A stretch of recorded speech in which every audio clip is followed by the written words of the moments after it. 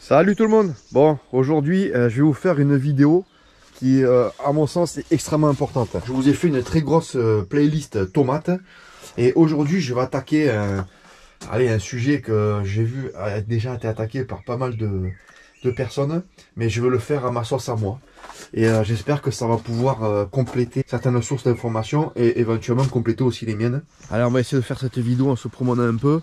Donc on est fin mai. Vous l'entendez là, chaud froid, j'ai pris un petit coup de froid.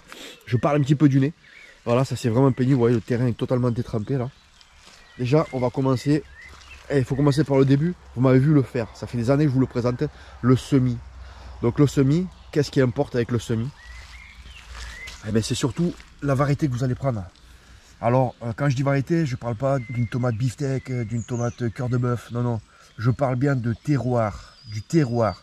Parce que si vous avez les graines à papa qui est dans le sud de France et que vous comptez cultiver dans le Pays Basque ou dans la côte bretonne, vous allez avoir quelques petits problèmes. Parce que le terroir donne des indications en fait à la descendance et les indications seront totalement fausses entre vous et la première culture. C'est très bien d'acheter des graines sur internet qui viennent d'autres personnes ou de se faire livrer, mais c'est encore mieux d'avoir des graines qui sont totalement locales parce que comme ça, il y aura déjà eu des informations qui ont été libérées par les parents sur la pluie, le froid, le chaud, la terre. Voilà, tout ça, c'est vraiment important. Donc le terroir vraiment de vos plantes ou de vos graines. Je le mets vraiment en point d'honneur parce que ça, on le met de côté. On achète souvent des plantes tout faits sans se soucier de ça, mais ça va être au niveau déjà adaptabilité. Et ce terroir va nous emmener sur un point qui va venir plus tard, je vais le développer, sur les maladies. Donc les feuilles qui touchent le sol, voilà, les feuilles qui touchent le sol, les choses comme ça, le mildiou, tout ça. Je vais y venir juste après. On est toujours dans la période de semis. Il faut aussi voir qu'il vous faut la bonne chaleur. Regardez là, vous avez des petits pieds de tomates. Là, il y en a plein d'autres, hein, si on regarde un peu de partout, qui commencent à se développer que maintenant, parce que la chaleur convient actuellement pour qu'elle puisse se développer. Mais nous, on est parti d'un semis qu'on a démarré beaucoup plus tôt, de façon artificielle. On est parti à l'intérieur, avec l'intérieur était chauffé, avec de la lumière, soit au bord d'une... Enfin, moi personnellement, j'étais pas au bord d'une fenêtre, j'étais carrément dans un rack à semis avec des lumières artificielles. Donc j'ai pu faire partir plus tôt, mais c'est artificiel. Vous voyez, les pieds de tomates commencent à peine à sortir. Donc c'est le moment où en fait la terre est assez chaude pour pouvoir accepter vos pieds de tomates. Voilà, ça c'est un bon signal quoi, par exemple. Et quand vous faites partir vos semis, il faut choisir le bon substrat pour pas que ça fonde, pour pas que ça brûle. Voilà, tout ça, playlist que je vous ai déjà faite, vous pouvez aller regarder, j'en parle avec précision. Le choix du terreau, le choix du godet, etc. etc. Il ne faut pas partir trop tôt. Il y a des gens qui se languissent de la saison, qui font partir ça beaucoup trop tôt. Ils se retrouvent avec des plants qui sont totalement contenancés dans des pots, godets, avec des chignons, etc. Il va y avoir une reprise très difficile, très compliquée. On a des bons indicateurs. Hein, au niveau régional, chacun chez soi, on a des indicateurs pour savoir pour la tomate comme pour la pomme de terre. Chacun a sa propre méthode. Mais de façon générale, moi je commence à partir de mi-février, quoi, quasiment début mars. Je fais ça avec une lumière artificielle, de la chaleur dans la maison, donc je sais que ça va partir et ça sera prêt. Vous voyez, j'ai eu des plants qui étaient absolument superbes. C'est pas les trucs qu'on trouve dans le commerce. Et surtout, je ne brûle pas de kérosène dans une serre, donc je suis content du résultat. Et je trouve que c'est la solution pour moi la plus économique. Il ne faut pas partir trop tard non plus, parce qu'après c'est trop petit. Et quand j'ai dit trop tard, il n'y a jamais trop tard, mais pour les tomates, étant donné qu'on veut quand même avoir des fabrications de fruits avant le mois de septembre-octobre, c'est un peu compliqué, donc il faut partir vraiment à la bonne période, quoi. Ça, on n'en parle pas assez. C'est comme par exemple les deltas, entre le jour et la nuit. Il faut pas, par exemple, que la température, quand l'éclairage artificiel est allumé, il soit à 30 degrés, et que la nuit, il soit à 3 degrés. Ça, c'est totalement impossible. La tige va devenir, tout va devenir violet, et le pied va se bloquer. Donc ça, c'est pareil, on n'en parle pas, mais ça fait partie des échecs réussites pour amener vos semis jusqu'à la plantation. Déjà, ça, c'est une première réussite. Certes, les gens qui achètent les pieds ne sont pas concernés par cette étape-là, que je développe, bien sûr, dans la playlist tomate, je développe chacun des éléments que je viens de vous donner, superficiellement. Mais dans les vidéos spécifiques, je développe davantage. Et là, vous ne serez pas choqué de voir que mes feuilles à moi touchent le sol, quoi. Elles touchent le sol et je veux dire, je m'en fous complètement. Je m'en fous complètement. Et je vais vous expliquer pourquoi dans quelques instants. Ensuite, erreur numéro 2, le repiquage. Donc souvent on fait partir dans des alvéoles. Je vois souvent ça part dans des barquettes ou dans des alvéoles et on les y laisse en fait. On ne repique pas. En fait, vous avez bien vu, moi personnellement, je pars dans du alvéole 4-4 ou 7-7 et ensuite je repique dans du godet jusqu'à un godet 10-10. Et la tige, je l'enroule à l'intérieur du godet pour faciliter en fait l'apparition de racines.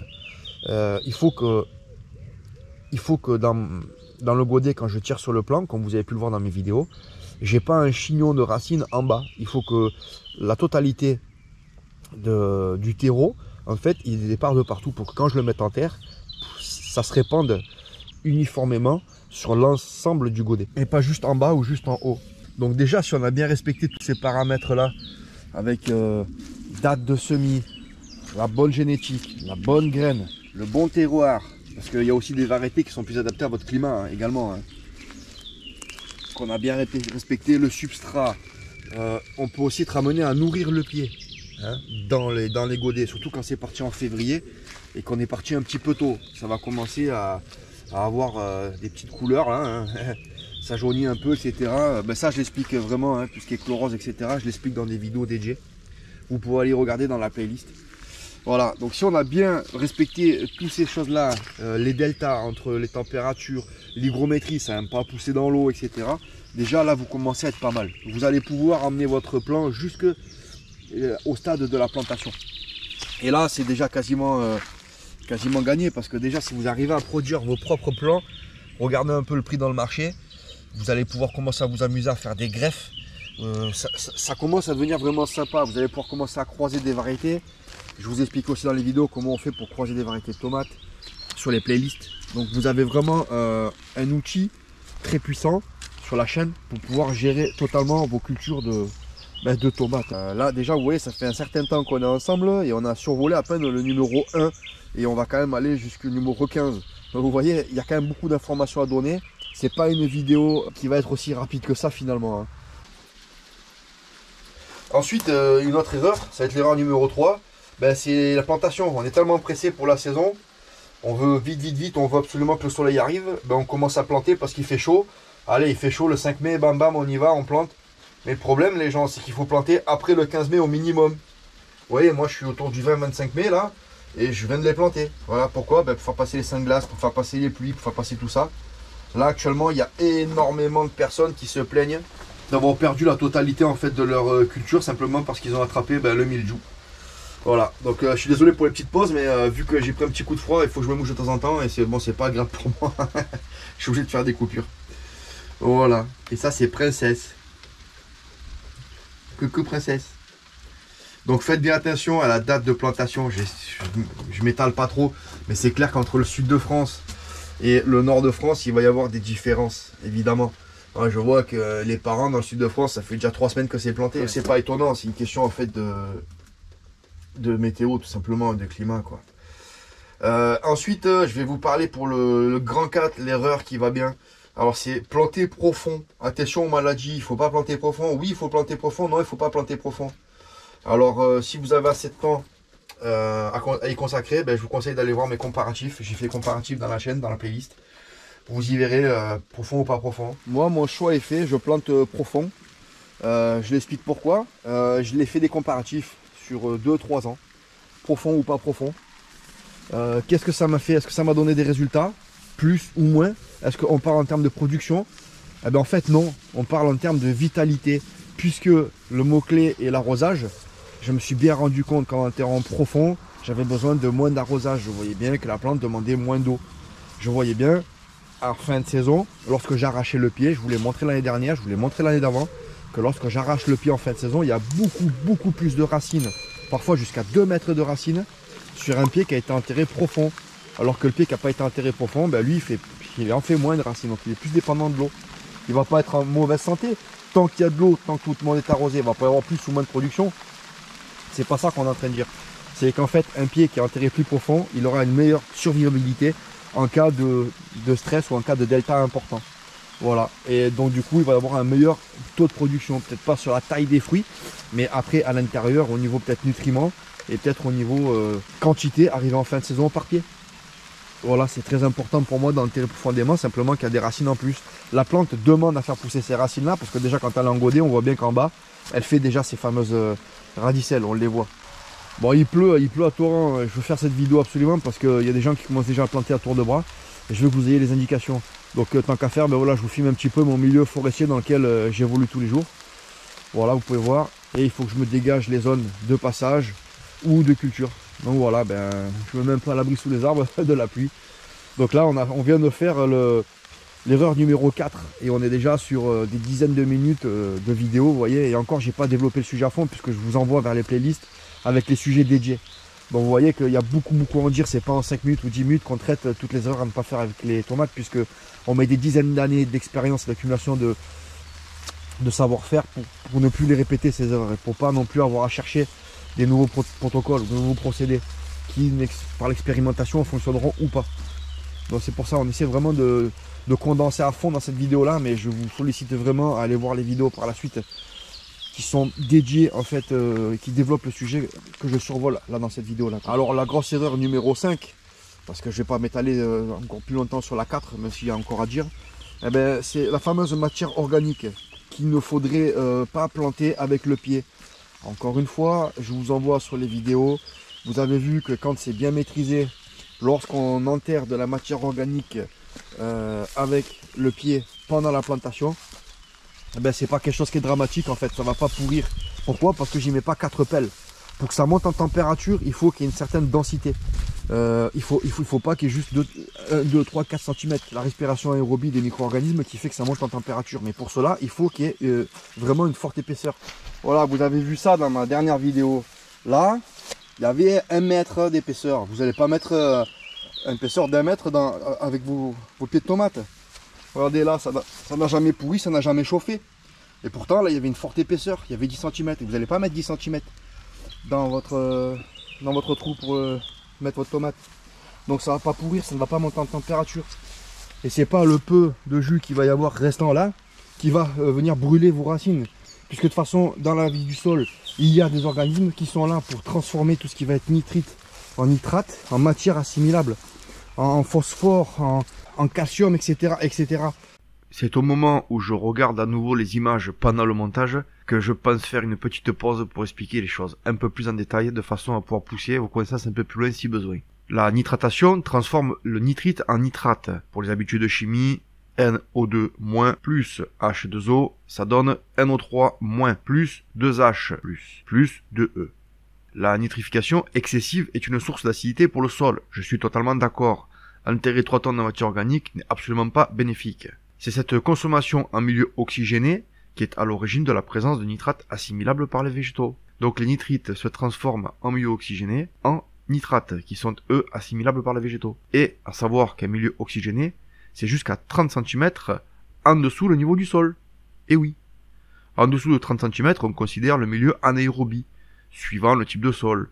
Moi par exemple, ma terre lourde et argileuse, je sais que j'ai l'oxygène jusqu'à 15, maximum 20 cm. Après c'est pas possible.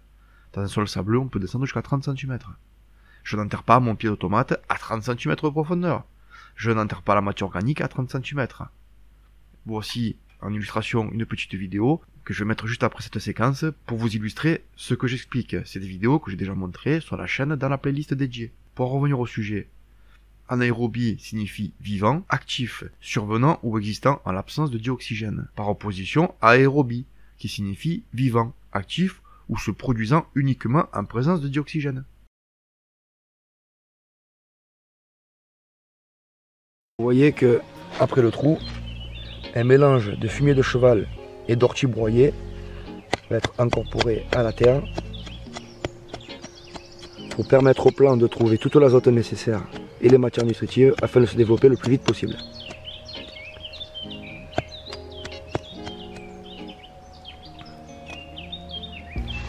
Donc la technique de plantation additionnée à une sélection rigoureuse de graines qui sont donc résilientes car c'est les graines que nous avons déjà utilisées dans les plantations précédentes. Il ne faut pas hésiter à bien enterrer le pied de tomate.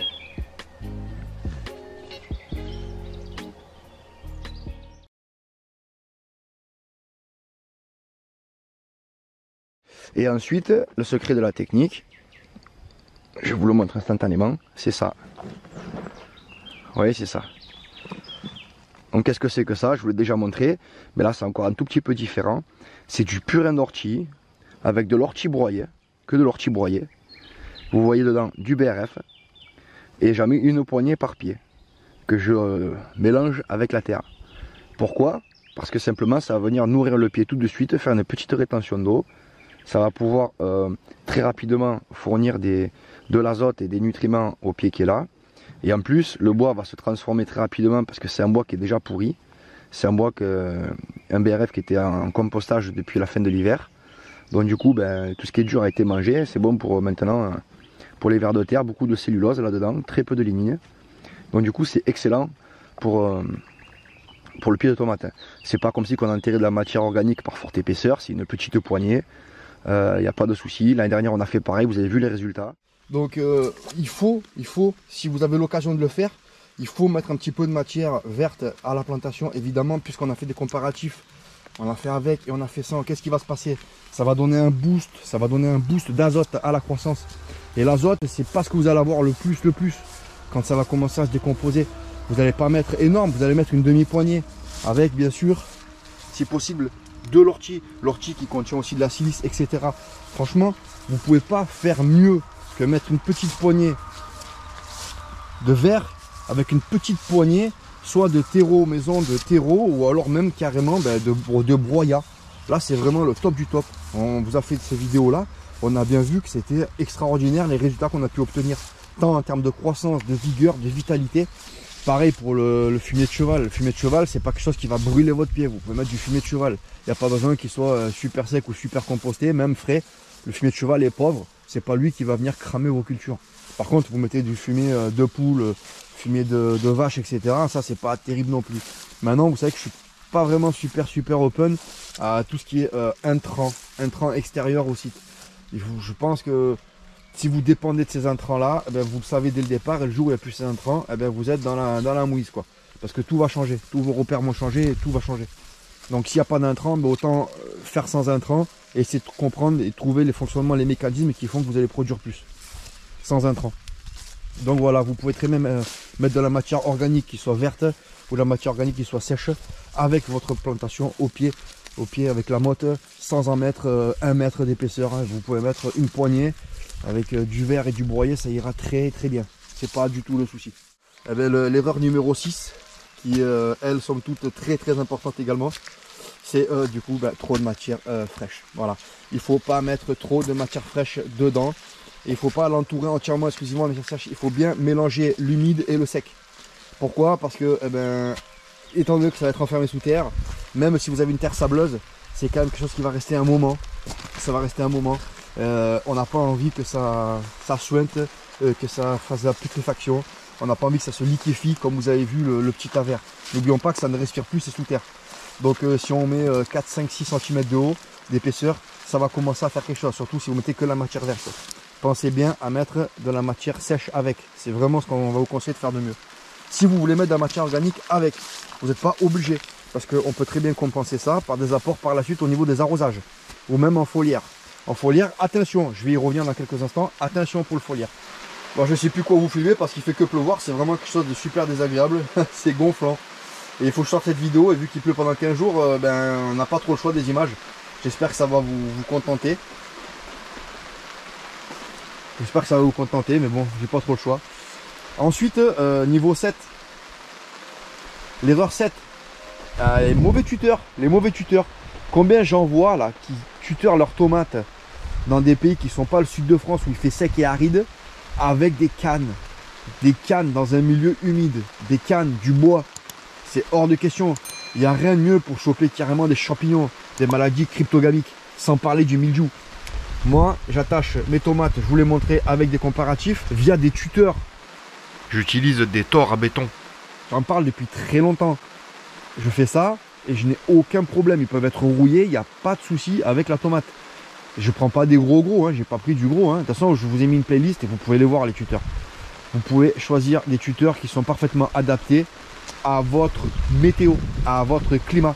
N'allez pas me mettre des tuteurs, des cannes que vous avez ramené de chez papa du sud de France alors que vous êtes en Bretagne sous la pluie. Voilà, ça c'est une erreur critique. Et dans cette erreur-là, qui parle de tuteur et qui parle d'attache, on a également aussi une erreur très courante, la mauvaise attache. Il y a beaucoup de personnes qui attachent avec les petits fils en ruban métallique, ferraille, verre. Ça c'est strictement interdit parce que ça va pas pouvoir s'écarter.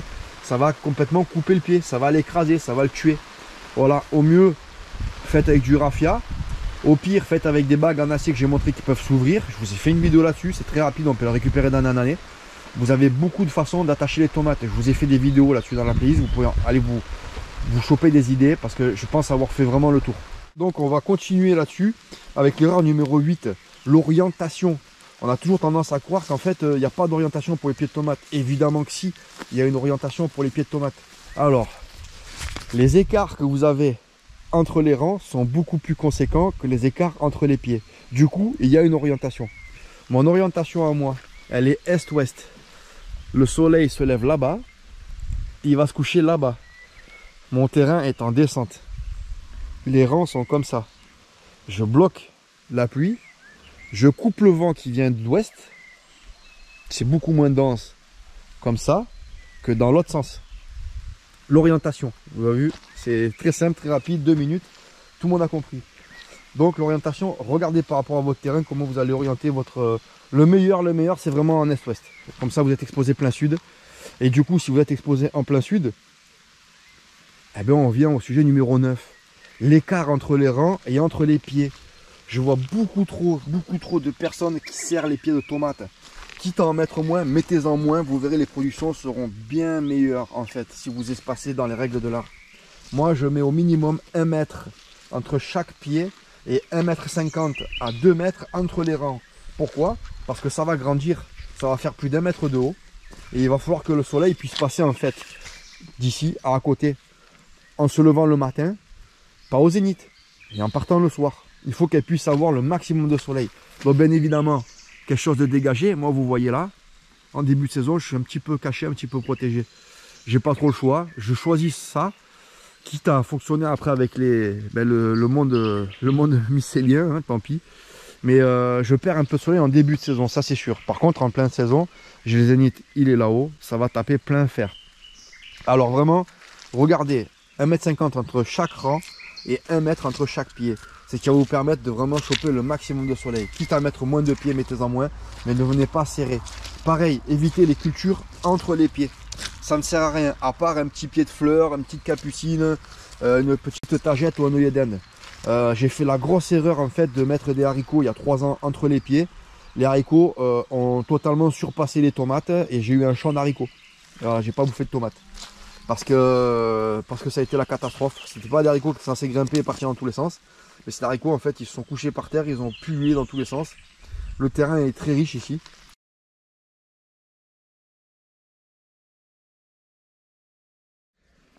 Ça c'est perdu, c'est perdu. Voilà les haricots quoi, oui. C'est normalement c'est haricots coco, hein. C'est petit, chaque année je vous le montre, ça fait des petits buissons quoi. C'est un peu comme le haricot blanc quoi, c'est des petits. Et là regardez-moi ce truc, ils ont jamais... Alors je crois qu'ils se sont croisés, parce que c'est les miens, c'est mes semis. Hein. Je crois simplement qu'ils se sont croisés avec le haricot géant que j'ai là. Et qu'ils ont récupéré l'aptitude à être pas raisonnable. Très mauvaise surprise, c'est ici que je fais ma production annuelle de tomates. C'est une parcelle de 500 mètres carrés à peu près. Et du coup, ben, j'ai perdu cette parcelle.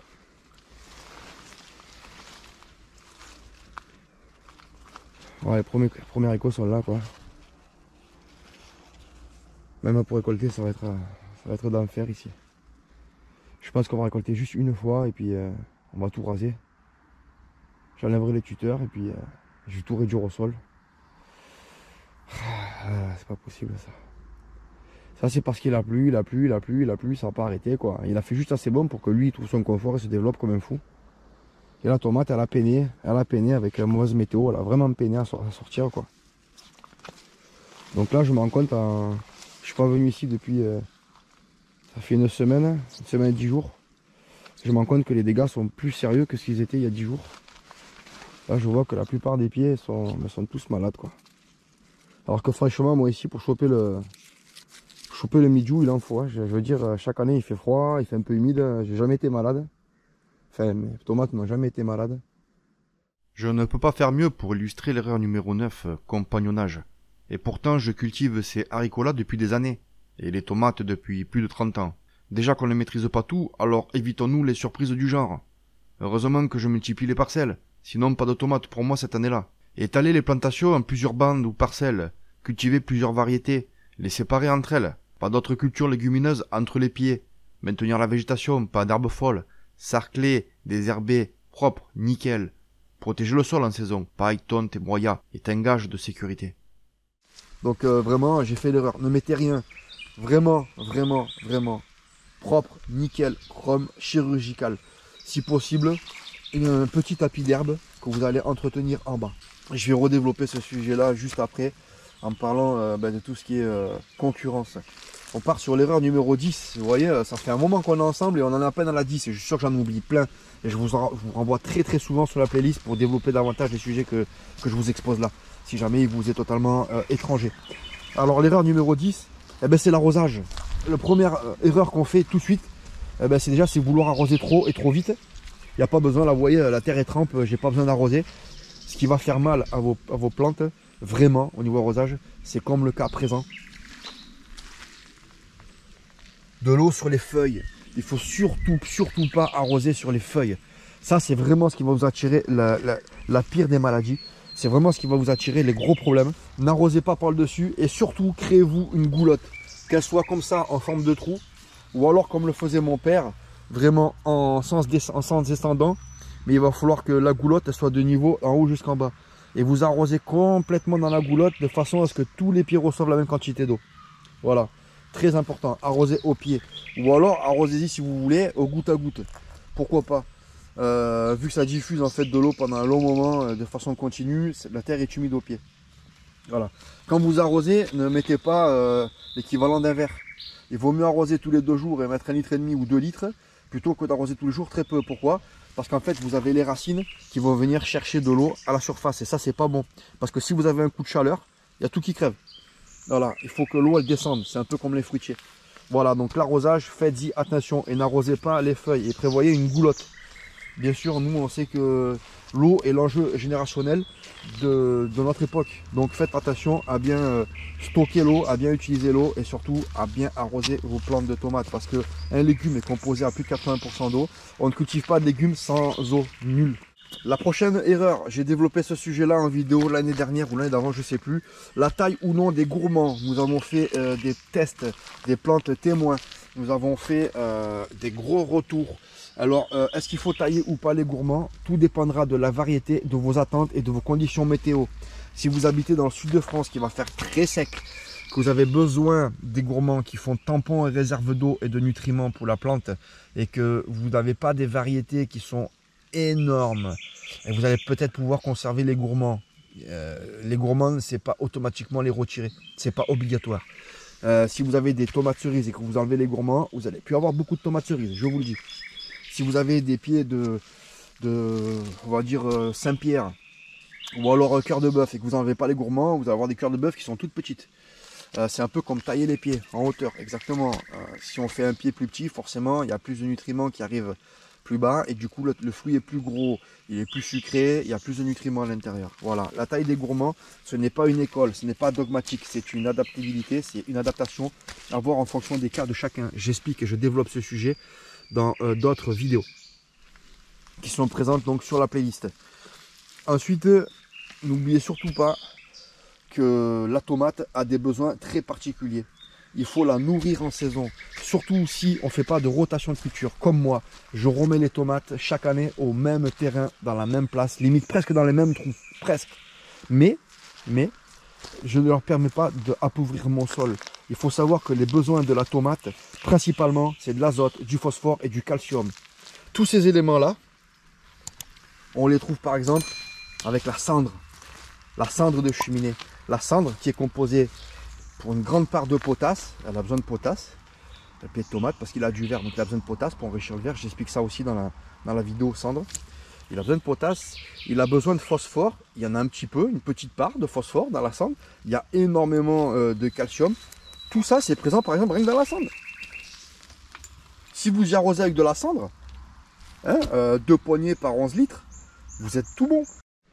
Petit aparté rapide là sur la cendre de bois et la potasse. Je vous ai fait un sujet complet sur la chaîne en expliquant c'était quoi les bienfaits, les avantages, hein, ou les inconvénients qu'on peut trouver à faire de la potasse, à faire de la cendre au jardin. Vous m'avez vu dans la vidéo précédente jeter comme ça un peu partout. Si vous venez y mettre un petit peu de tonte là, avec du broyat, etc., que vous entretenez ça au fil de la saison, eh ben vous êtes bon parce que dans le compost et dans l'amendement au sol, il y en aura. Si vous venez nourrir avec un petit purin d'herbe, d'ortie là, ben c'est impeccable. Si vous venez mettre un petit peu d'huile lombrité 2, 3, 4 fois, même quitte à avoir de l'engrais d'origine organique, mais que vous achetez à quelqu'un ou dans le commerce, ben c'est impeccable. Vous pouvez ne pas faire de rotation sur vos pieds de tomates. Tant qu'elle trouve ce qu'elle a besoin de bouffer dans le sol, et tant que vous jouez le jeu à nourrir, voilà. Vous avez bien vu, moi, chaque année, je laisse toutes ces plantations retomber au sol et j'y touche plus pendant toute la saison. Tout l'hiver, il y a les herbes, les plantes, les machins. Il ne reste plus que les tuteurs et des pieds de tomates pourris. Et là, j'enlève. Et bien sûr, je nourris chaque année. Je nourris à la fois pendant l'hiver en mettant de la cendre. Je nourris en mettant de la cendre, de lombrité sur les plantes. Je nourris en ajoutant du broyat, du compost. Je nourris avec de la tonte d'herbe, etc. Donc, je ne fais pas de rotation. Pensez à bien nourrir le pied. C'est pas tout de le mettre dans la terre. Nourrissez-les en saison. Très, très important. Ça, c'est vraiment une clé de réussite. Hein.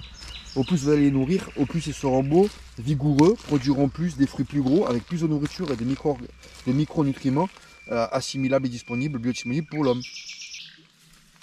On dit souvent, pour l'erreur numéro 13, on parle de l'eau, mais on oublie de dire aussi que un bêchage vaut 2 arrosages. Et évidemment que vous allez maintenir toute cette goulotte souple. Pas besoin de maintenir tout le sol. Si vous voulez entre les pieds, et si vous voulez dans les goulottes ou dans les là, au pied, il faut absolument que ça soit souple. Pourquoi? Parce que la tomate, la moindre petite pluie qu'elle va prendre, ses feuilles vont conduire l'eau en fait à descendre.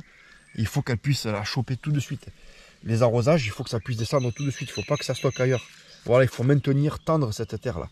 Tendre. Pourquoi? Parce que si elle est tendre, elle restera humide en profondeur. Parce qu'il n'y aura pas de semelle. Il ne faut pas qu'il y ait de semelle. Donc un bêchage, pensez à bêcher.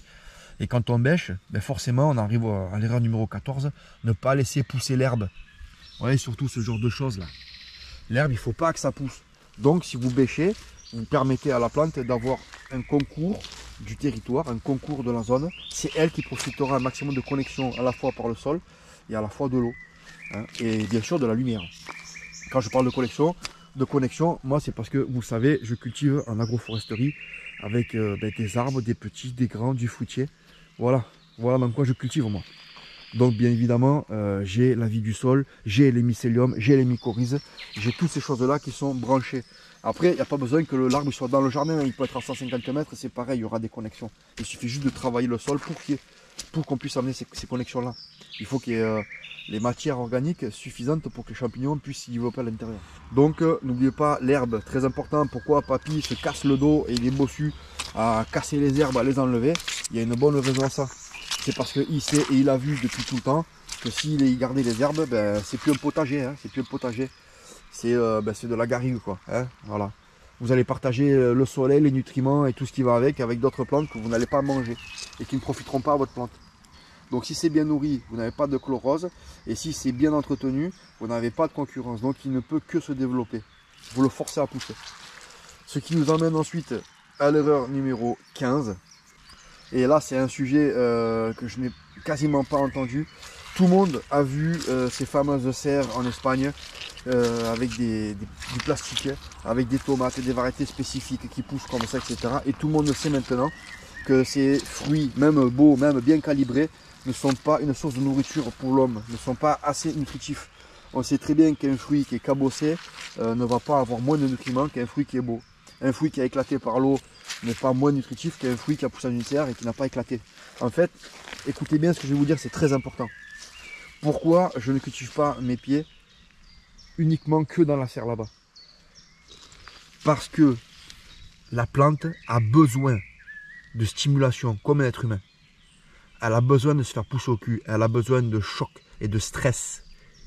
Si elle n'a pas de choc et de stress, elle produit des fruits qui sont dévitalisés, qui sont pas nuls de nutriments, mais qui en ont beaucoup moins.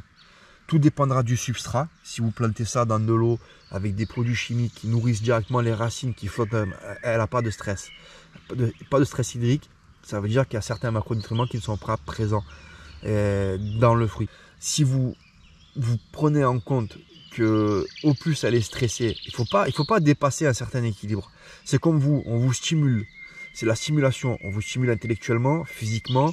Vous dépassez en fait votre potentiel. Vous êtes en croissance de capacité, de connaissance. Vous dépassez votre zone de confort et vous développez votre champ d'expertise, vos connaissances, vos compétences. Vous êtes plus performant. Et bien là, c'est pareil pour la tomate. Si on y apporte trop de confort, et bien forcément, ce qu'elle produira sera à hauteur de ce confort-là. C'est-à-dire qu'en fait, elle va dire à son petit, pour parler, pour vulgariser, elle va dire, bon, tu vas voir, ici c'est tout chou, tranquille, tu vas arriver les doigts de pied en éventail, tout va tomber dessus, tranquille, tu n'as pas besoin de forcer. Et du coup, ben, en fait, elle a besoin de moins de nutriments pour pousser, la graine. Parce que le sac qui accompagne la graine, ce sont justement les nutriments que la plante mère pense utiles à la future génération. En fait, elle ne le sait pas, mais ça va être utile à nous qui allons manger ce fruit. Donc, un petit peu de stress est très bon. Si vous ne mettez pas de stress du tout, si vraiment vous avez accumulé un truc absolument génial, magnifique, ben vous en arrivez en fait au même résultat que les grandes serres en fait qu'on trouve en Espagne, où on a des pieds qui n'ont aucune maladie, des fruits qui sont totalement calibrés et super beaux avec rien. On manque de goût parce qu'on manque de minéraux. Donc c'est pour ça également que je vous dis, ne sélectionnez pas les pieds les plus beaux que vous avez. Vous en avez 15 pieds, mettez-en 13 pieds beaux et mettez 2-3 pieds qui sont un peu boiteux. Mettez pas les plus moches parce que les plus moches sont malades.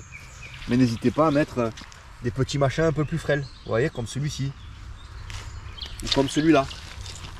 Voilà. Parce que sur la sélection de graines qu'on va faire, il y aura un fruit qui viendra de là et des fruits qui viendront de là-bas. Et du coup, ça permet d'avoir vraiment un panel biodisponible en fonction. Moi, je pense qu'en fonction des conditions qui changent au quotidien, eh ben, il y a une adaptabilité à fournir. Et de ce fait, à prendre des petits et des gros, on peut maximiser les chances dans une culture globalisée, sur la moyenne, eh ben, d'obtenir meilleure récolte, meilleur rendement et bien sûr des choses qui vont demander moins d'entretien. Pensez bien aussi au niveau du tutorage, d'emblée, vous voyez, 1, 2, 3 attaches. Voilà, vous y êtes, vous le faites, comme ça vous ne perdez pas de temps. Et surtout, je vous réfère à ces vidéos que je vous parle qui sont dans la playlist tomate où on développe vraiment des trucs et astuces anti-mildiou, pourquoi les tuteurs en ferraille, pourquoi planter profondément, pourquoi faire enrouler les plantules dans les godets, pourquoi tailler, pourquoi ne pas tailler, pourquoi ci, pourquoi ça, quel traitement contre les maladies, voilà, tout ça c'est dans la playlist, allez-y, vous avez vraiment une bible gratuite et totalement disponible où j'expose en fait la totalité de mon expérience. Là, c'est pas que j'avais rien à dire, mais au moins je compile ces informations-là dans un condensé plus ou moins long quand même, mais qui vous permettra de pouvoir avoir les bons outils, les bonnes clés ensuite pour lancer vos propres cultures, en espérant que vous puissiez obtenir au moins le même résultat que moi avec un minimum d'attention. Le but étant d'apporter le moins de travail et d'obtenir le plus de résultats possible. Mais il y a toujours la séquence travail, hein, ça c'est sûr, on est obligé de passer par là, parce que c'est du boulot, hein. Un jardin potager ça se fait pas tout seul. Voilà les copains, j'espère que cette vidéo vous aura plu. Vous avez vraiment, je crois à mon sens, la fiche technique la plus complète actuellement disponible sur la toile. Et vous avez l'outil nécessaire à la bonne tenue de vos cultures. N'hésitez surtout pas à partager cette vidéo en masse, à liker, ça me permettra d'avoir plus de visibilité. Et venez échanger avec moi avec le commentaire, on peut en discuter. Il y a toujours le Discord, vous pouvez venir échanger également. Allez, ciao ciao les copains, à bientôt.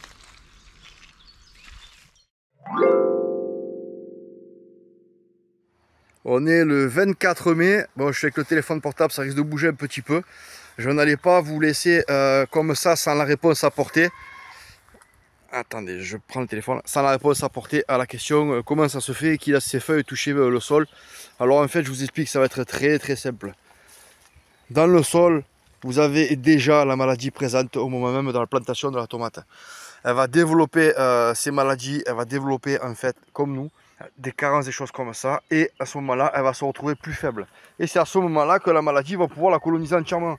Là voilà, Midjou il reste bloqué sur la feuille, le plant est vigoureux, il n'y a pas de problème, ça y va, donc j'ai pas de souci à me faire. Pourquoi?